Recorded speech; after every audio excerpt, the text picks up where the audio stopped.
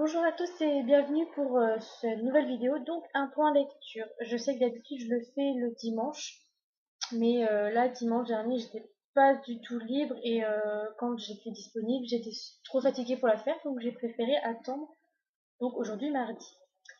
Donc j'ai 4 livres à vous présenter que j'ai lus la semaine passée, une lecture en cours et mes lectures à venir, que j'en ai publié une, hop, voilà. Donc on va commencer tout de suite pour éviter que la vidéo ne dure trop longtemps parce qu'il est déjà 6h30. Et donc voilà. Alors, j'ai débuté la semaine par Ray Shepard, donc le tome 1, L'héritage des pouvoirs de Morgane Rugraf, sur Valentina. J'en avais déjà entendu beaucoup de bien, bien avant que cette saga soit éditée. Parce que j'ai des amis auteurs qui avaient déjà lu et comme elle avait déjà été éditée dans une autre maison d'édition, j'avais eu les échos dessus. J'ai eu vraiment peur de pas aimer parce qu'au début j'ai eu du mal à rentrer dedans, à m'adapter, mais surtout à comprendre où l'auteur voulait en venir et qu'est-ce qui allait découler de l'histoire. Et finalement, il s'est trouvé que j'ai adoré. Donc c'est pas un coup de cœur parce que comme le début, j'ai pas réussi à vraiment m'y mettre. Mais c'est une très très bonne lecture et je suis vraiment pressée d'avoir la suite.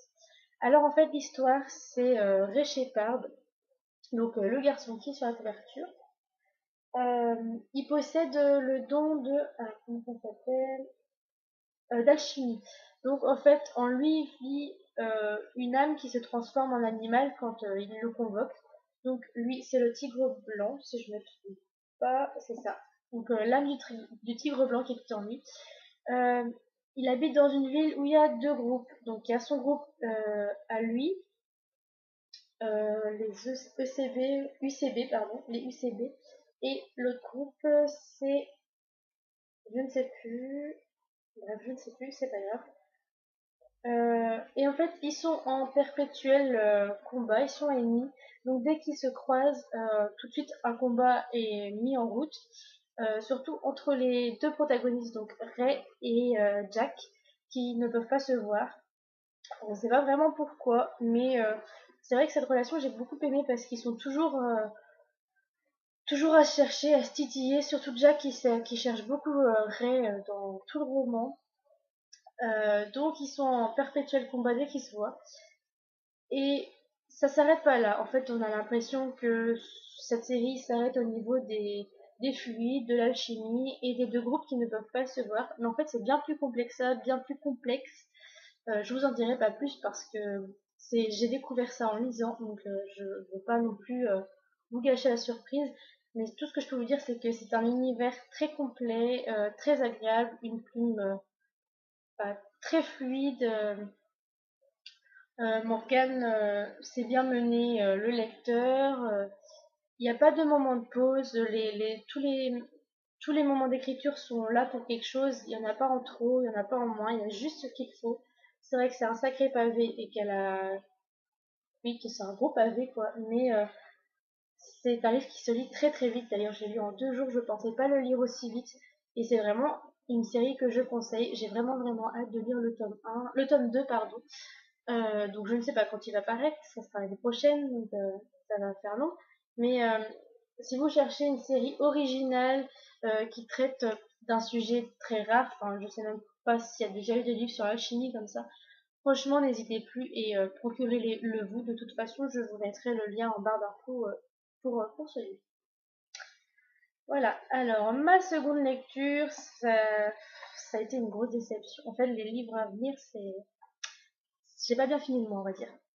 Donc la prochaine lecture, il s'agit du tome 3 de l'épreuve Le Remède Mortel de James Dashner chez Pocket Jeunesse, qui a été une grosse déception.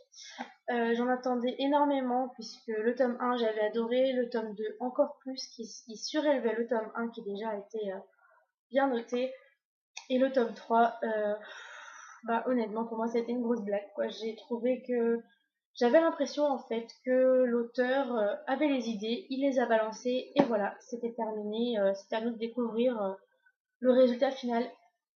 Et du coup, ça m'a vachement déçue. J'ai la première partie, j'ai pas trop accroché, j'avais du mal à me remettre dedans. Ça bougeait pas, je voyais pas trop où il voulait en venir. et que ça se passe dans le, entre les murs du week-end, ou week 2, week-end, week-end 1, bah, ça m'a pas plu. Enfin, j'arrivais pas à accrocher avec les personnages.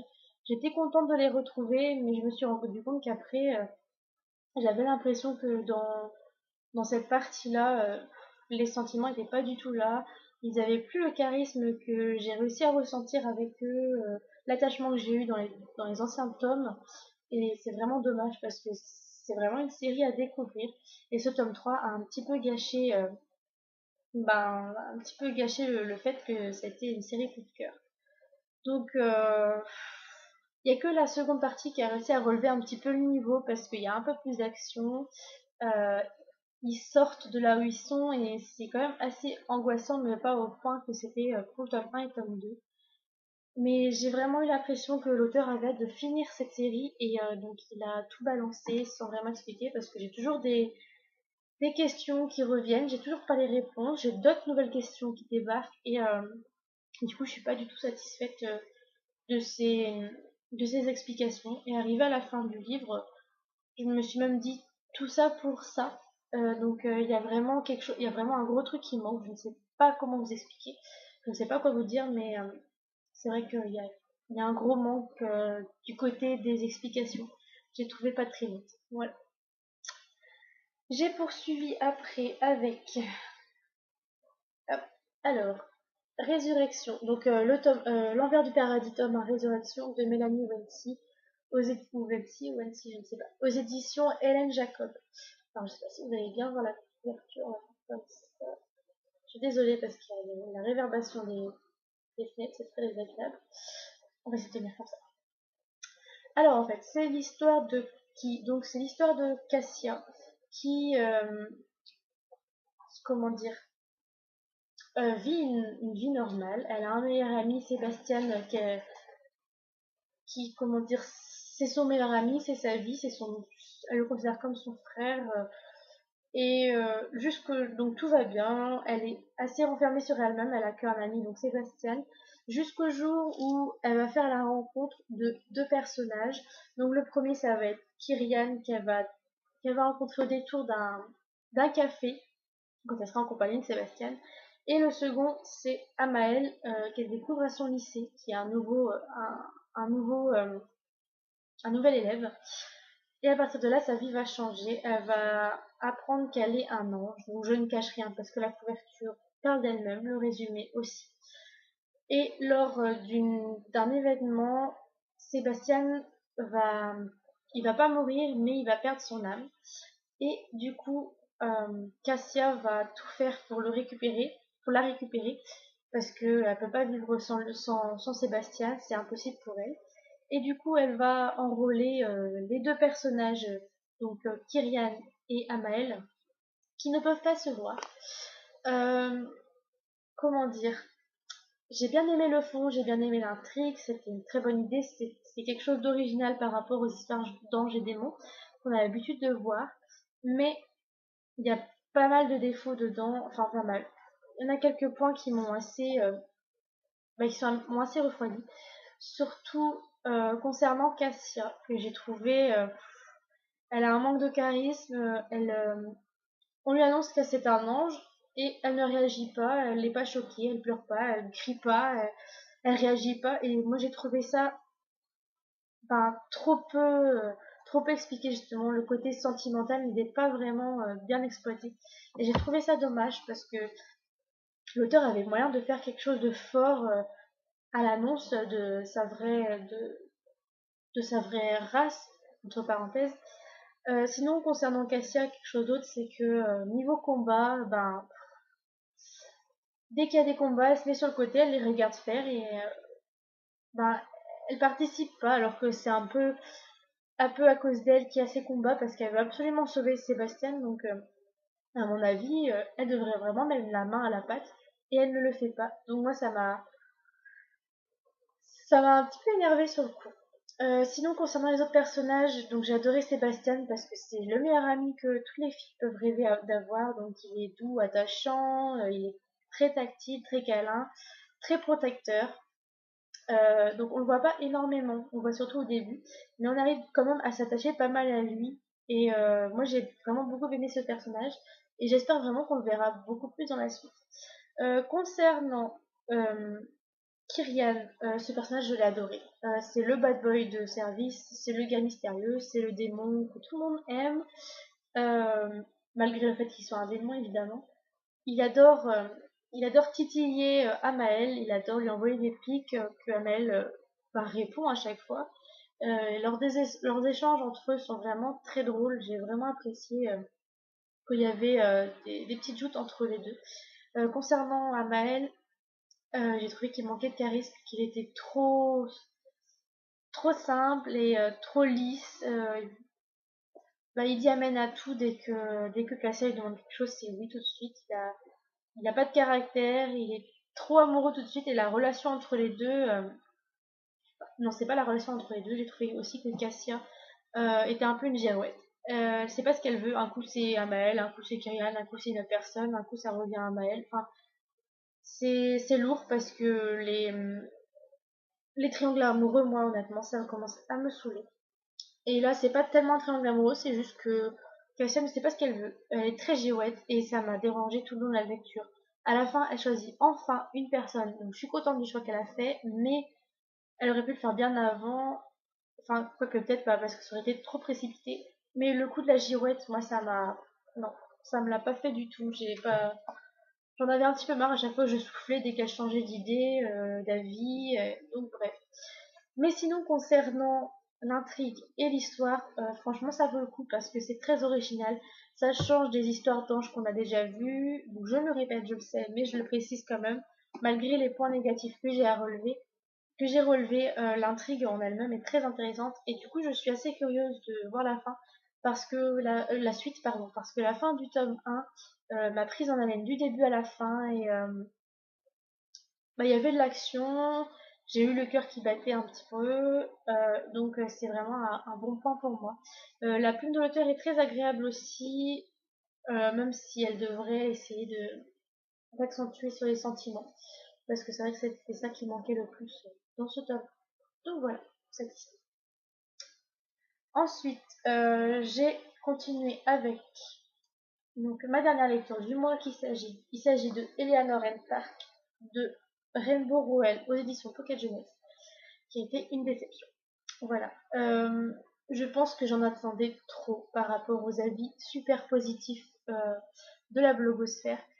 Il y a eu beaucoup de coups de cœur, beaucoup de bonnes lectures, et du coup, je pense que j'ai donné trop d'espoir dans cette lecture, et du coup, je ressors très déçue. Alors, c'est l'histoire d'Eleanor, une jeune fille qui revient dans sa ville où elle habitait avant. Elle revient chez sa mère et chez son beau-père, donc elle est ronde, elle est rousse, donc autant dire qu'elle a tous les vices qu'il faut pas. Et donc elle fait sa rentrée dans un nouveau lycée. Et elle va rencontrer Park dans un bus qui lui est, je ne sais plus je ne sais plus sa nationalité, mais il est, ah je sais plus, excusez-moi. Il n'est pas japonais, mais c'est dans la tranche là-bas. Donc ils vont se rencontrer, ils vont apprendre à se connaître à chaque fois qu'ils se voient dans le bus le matin, et une relation va naître entre eux. Malheureusement pour moi, cette relation, je l'ai trouvée trop plate, pas intéressante. C'est Pour moi, il manquait quelque chose et j'ai trouvé ça trop lent, ça n'avançait pas, c'était toujours la même chose et j'ai trouvé ça dommage. Concernant les personnages, j'ai trouvé qu'ils avaient aucun charisme, qu'ils répétaient toujours la même chose, qu'il n'y avait pas beaucoup d'échanges entre eux, que c'était toujours la même chose qui se répétait et j'ai pas, non, franchement, j'ai vraiment pas accroché avec ce livre. Je suis vraiment désolée parce que je sais qu'il y en a beaucoup qui ont aimé. Euh, Ce qui n'empêche pas que vous le tentiez parce que ça peut vous plaire. Effectivement, hein, c'est pas parce que moi j'ai pas aimé qu'il faut pas tenter. Concernant la plume de Rainbow Rowell, je l'ai trouvée enfantine. Euh, les phrases hachées, les phrases courtes, ça m'a pas du tout convenu. J'ai pas du tout accroché. Du coup, j'ai un petit peu peur de commencer Fangirl de la même auteur, donc du coup, je pense que ça va être recalé cette lecture. parce que j'ai vraiment pas du tout accroché à sa plume. J'avais qu'une hâte en fait, c'était de terminer le livre et de le mettre de côté, de me dire c'est bon, c'est terminé. Donc voilà. Donc je vous le conseille dans le sens où vous avez le droit aussi vous de le découvrir, mais personnellement moi ça a été une déception et en plus ma dernière lecture du mois, donc j'ai très mal terminé le mois. Voilà. Donc voilà pour mes lectures passées. Je passe à ma lecture en cours, donc qui n'était pas prévue dans le mois là ou dans les jours à venir, peut-être dans le mois mais pas dans les jours à venir. Tout simplement, je l'ai lu tout simplement parce que samedi, à la librairie Ravi à Quimper, l'auteur vient en dédicace. Donc je me suis dit c'est l'occasion de le sortir de sa palle, même si ça fait une semaine que je l'ai. Comme ça au moins il ne sera pas resté très longtemps. Il s'agit de Finisterae, je ne sais pas trop comment ça se prononce. Tome 1, Tu garderas le secret, de Jeanne Bocquenet-Carl aux éditions Rajo. Donc déjà la couverture, hein, vous voyez, elle est magnifique. Je vais essayer de vous montrer sans tirer mon marque-page. Donc voilà, vous pouvez voir, elle est vraiment très très belle. Voilà, je vous l'avais mise sur ma page en entier si vous souhaitez, vous voyez dans les publications plus anciennes. Alors, c'est l'histoire de quoi? C'est l'histoire de Catel, une adolescente qui vit à Paris avec ses 3 frères et sa mère. Son père est marin, donc il ne rentre pas tous les jours, même tous les mois, toutes les semaines. Jusqu'au jour où sa grand-mère, native de Bretagne, du Finistère, va mourir. Et du coup, ils vont déménager dans le Finistère à Sainte-Marie-du-Ménésaume. Donc voilà, Sainte-Marie-du-Ménésaume. Et à partir de là, il va se passer certains événements. Je n'en dirai pas plus parce que j'ai moi-même découvert en le lisant. Donc j'en suis à la moitié. Donc j'ai lu pas mal. À mon avis, il sera très vite fini, peut-être ce soir, je sais pas. Je vais pas vous en dire plus parce que j'ai pas envie de me répéter. Je vous décrirai mieux ça dimanche parce que je l'aurai terminé et j'aurai les informations complètes de ce que je compte vous dire. Mais pour l'instant, j'aime beaucoup, c'est très prenant, l'écriture est très agréable.